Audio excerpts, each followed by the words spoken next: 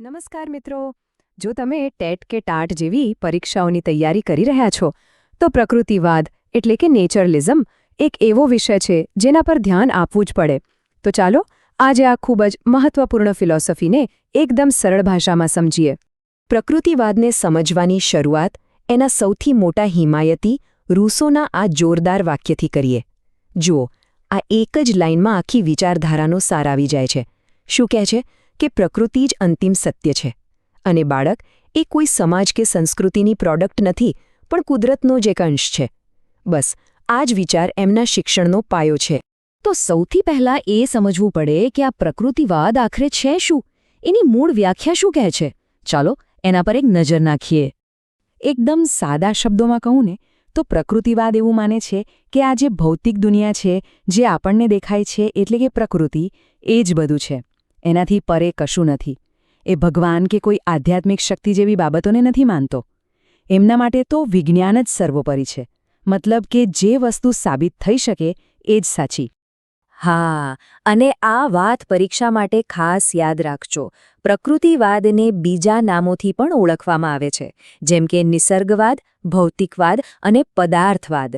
ઘણીવાર પ્રશ્નોમાં આમાંથી કોઈ પણ શબ્દ વાપરીને તમને કન્ફ્યુઝ કરી શકે છે, એટલે આ બધા નામ ખબર હોવા જરૂરી છે. વ્યાખ્યા તો સમજાઈ ગઈ, બરાબર ને? પણ સવાલ એ છે કે આ વિચારધારાને આગળ કોણે વધારી? એની પાછળ કયા મોટા ચિંતકો હતા? ચાલો એમના વિશે જાણીએ.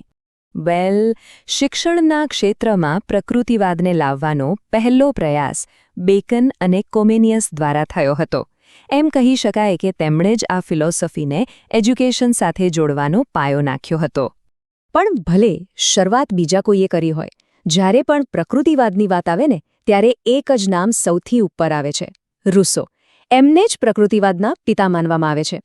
કેમ? કારણ કે એમનું પુસ્તક એમિલ, આ પુસ્તકમાં એમણે એક કાલ્પનિક બાળકના ઉછેરની વાત કરીને સમજાવ્યું કે બાળકને સમાજની કૃત્રિમતાથી બચાવીને કુદરતના ખોળે એના વિકાસના તબક્કા પ્રમાણે કેવી રીતે શીખવવું જોઈએ. આ વિચાર ત્યારે પણ ક્રાંતિકારી હતો અને આજે પણ એટલો જ મહત્વનો છે. રૂસો પછી પણ ઘણા પશ્ચિમી ચિંતકોએ આ વિચારને આગળ વધાર્યો, જેમાં પેસ્ટાલોજી, હર્બર્ટ સ્પેન્સર અને ફ્રોબેલ જેવા નામ મુખ્ય છે. આ બધાના કામનો કેન્દ્રવર્તી વિચાર એક જ હતો: બાળકના કુદરતી વિકાસને પ્રાધાન્ય આપો. અને એવું નથી કે આ વિચાર ખાલી પશ્ચિમમાં જ હતો. ભારતમાં પણ એની અસર જોવા મળે છે. મહાત્મા ગાંધી, રબિન્દ્રનાથ ટાગોર અને ખાસ કરીને બાળ શિક્ષણમાં જેમનું બહુ મોટું નામ છે એવા ગીજુભાઈ બધેકા, આ બધાના શૈક્ષણિક વિચારોમાં આપણને પ્રકૃતિવાદની સ્પષ્ટ ઝલક દેખાય છે. કોઈ પણ વિચારધારાને સમજવી હોય તો એના મૂળભૂત સિદ્ધાંતો સમજવા પડે. તો ચાલો હવે એ જોઈએ કે પ્રકૃતિવાદ કયા પાયાના સિદ્ધાંતો પર ઊભો છે.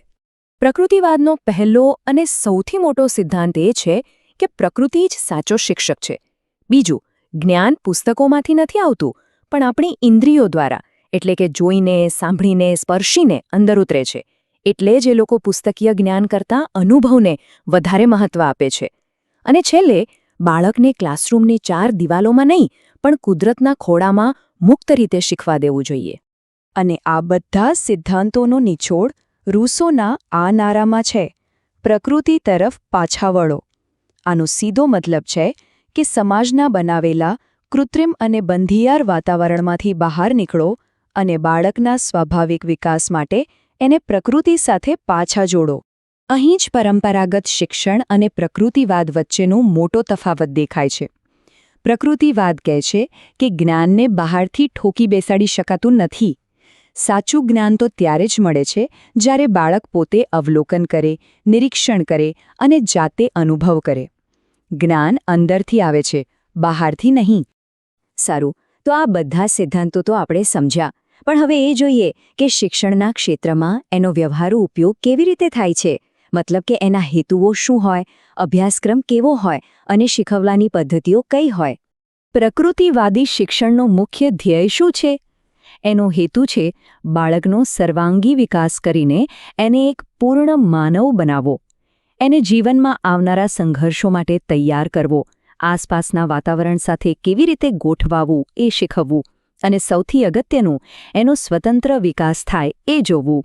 તો પછી એના માટે અભ્યાસક્રમ કેવો હોવો જોઈએ? ચોક્કસપણે એ રમતગમત અને જાત અનુભવ પર આધારિત હોવો જોઈએ. પણ સૌથી મહત્વની વાત એ છે કે અભ્યાસક્રમ બધા બાળકો માટે એક સરખો ન હોઈ શકે. દરેક બાળકની ઉંમર, એના રસ, રુચિ અને એની ક્ષમતા પ્રમાણે એ અલગ અલગ હોવો જોઈએ. અને આ અભ્યાસક્રમ શીખવવા માટેની પદ્ધતિઓ પણ સ્વાભાવિક રીતે જ બાળકેન્દ્રિત હોવી જોઈએ. પ્રકૃતિવાદ લર્નિંગ બાય ડુઇંગ એટલે કે કરીને શીખવા પર અને રમતગમત દ્વારા શીખવા પર સૌથી વધુ ભાર મૂકે છે. અને એટલે જ મોન્ટેસરી પદ્ધતિ, ડાલ્ટન પદ્ધતિ અને પ્લેવે મેથડ જેવી જે પદ્ધતિઓ છે એ બધી પ્રકૃતિવાદની જ દેન છે. આ બધી વાતો તો થઈ સિદ્ધાંતોની. પણ સવાલ એ થાય કે આજના સમયમાં આધુનિક શિક્ષણ માટે પ્રકૃતિવાદમાંથી શું શીખવા જેવું છે? એ આપણને શું બોધપાઠ આપે છે? અને અંતે હું આપ સૌને એક વિચાર સાથે છોડી જવા માંગુ છું. જરા વિચારો, આજના ડિજિટલ યુગમાં જ્યારે બાળકો મોટાભાગનો સમય સ્ક્રીન સામે વિતાવે છે ત્યારે રૂસોનો પેલો સંદેશ, પ્રકૃતિ તરફ પાછા વળો, કેટલો મહત્વનો અને કેટલો પ્રાસંગિક બની જાય છે.